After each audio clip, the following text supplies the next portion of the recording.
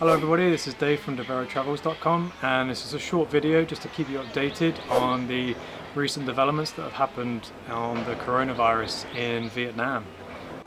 Even since recording this earlier on today, Vietnam has suspended the following 8 European nations from their visa exemptions. Just this morning we arrived in Ninh Binh up in the north of Vietnam. Yesterday we were in Phong Nha. We found out that basically those new cases of coronavirus found in Vietnam that originated from a lady that took a flight from London and Paris and Italy. She was the 17th patient to be diagnosed with coronavirus in Vietnam. The previous 16 had all been cured, and as we said in the previous video, there is no actual cases of coronavirus in Vietnam. Since that video I jinxed it apparently, and now there is new cases, so she is the 17th case. So as of the 15th of February she flew from Hanoi back into London. On the 18th of February flew to Milan, and then Milan to London, and then London to Paris. While she was in Paris, the patient basically displayed coughing symptoms, which decided not to receive any sort of medical check. Basically she would have caught the virus in Milan.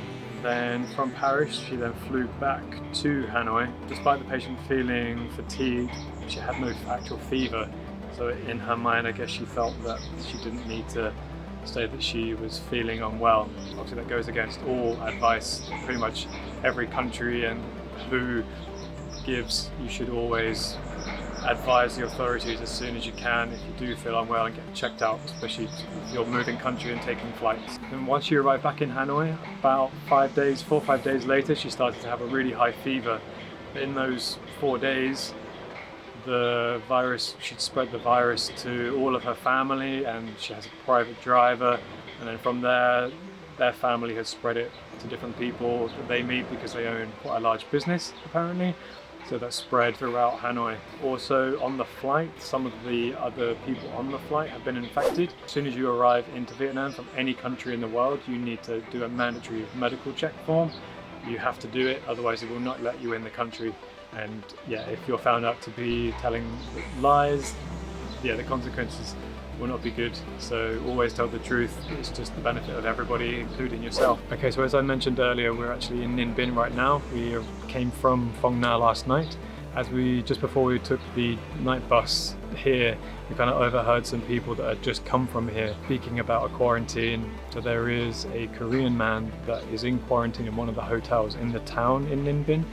I think it's a hotel and possibly one hostel as well, so the whole hotel is just on lockdown. They managed to track that man back to the plane that the lady was on, so he is now in quarantine, and they've actually quarantined the whole hotel.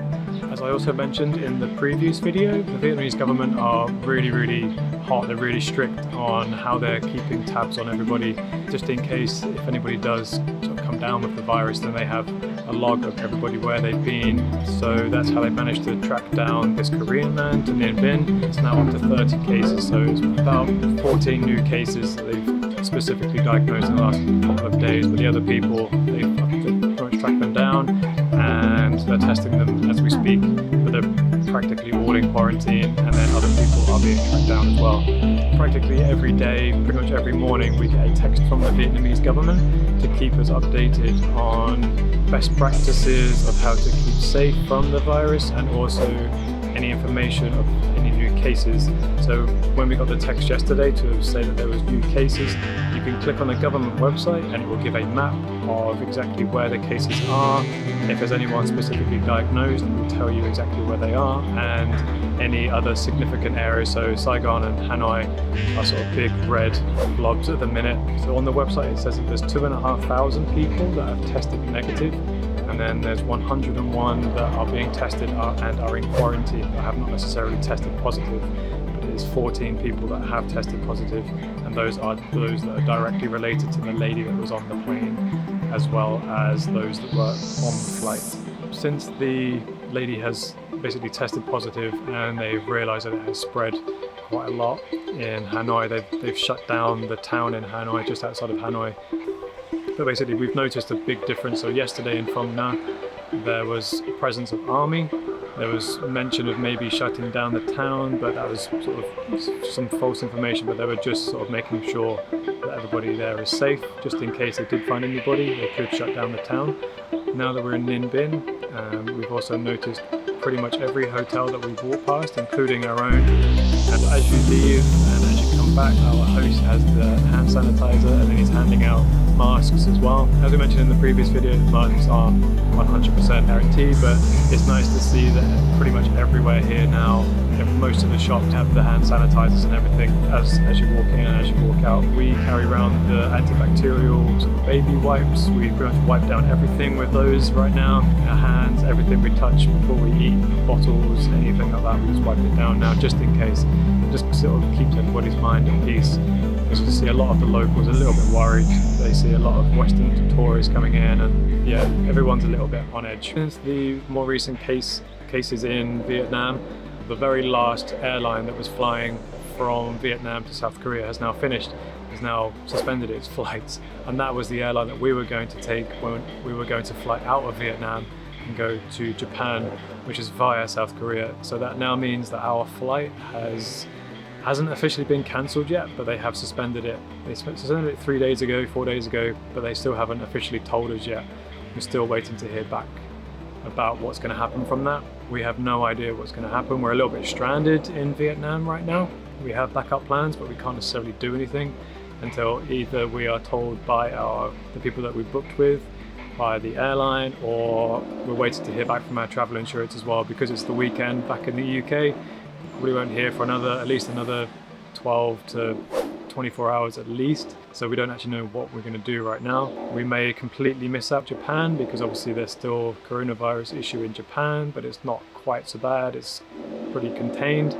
We may just completely miss it out. Go to our next stop, which is the Philippines, which is definitely stopping anybody from South Korea going in to the country. We definitely don't want to go to South Korea, and in a way we're kind of glad that our flight won't go to South Korea anymore, because we would have had to check our bags back in, which means going out of into immigration and back in again, which means we would have probably had a stamp in our passport, so that would have been almost a definite no for us to get into the Philippines. And then also Japan is now doing a mandatory 14-day quarantine for anybody that's coming from South Korea or China.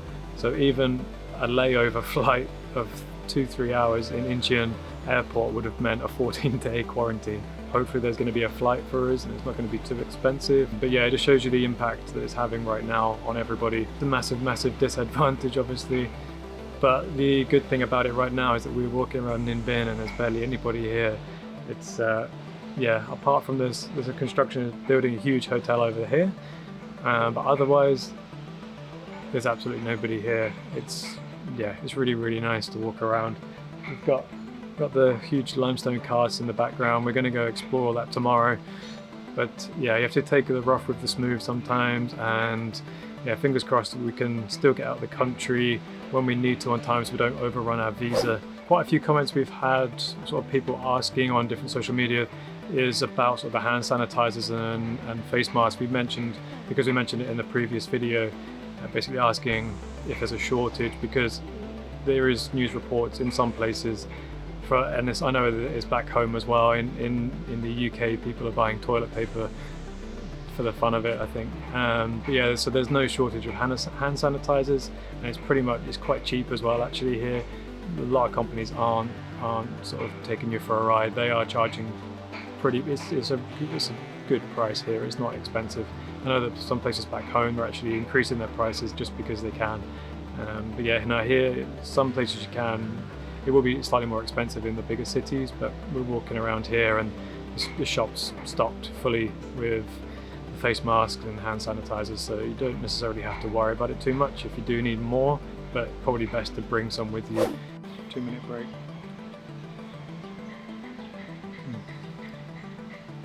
Our host has just brought up some cold pineapple. Vietnam people are the best.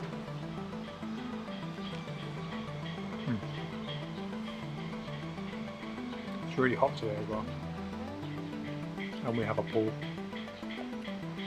I don't know if you can hear this, but you get these announcements. They're basically talking about the virus. Very communist, but it's far better than denying it like they do in America. Thank you, Trump. Okay, so in conclusion, Vietnam is still a really safe place to travel despite the new cases. Like I said, they have pretty much tracked down everybody. They know everybody that has been in contact, and they are still tracking the people down the line, and those people are all in quarantine.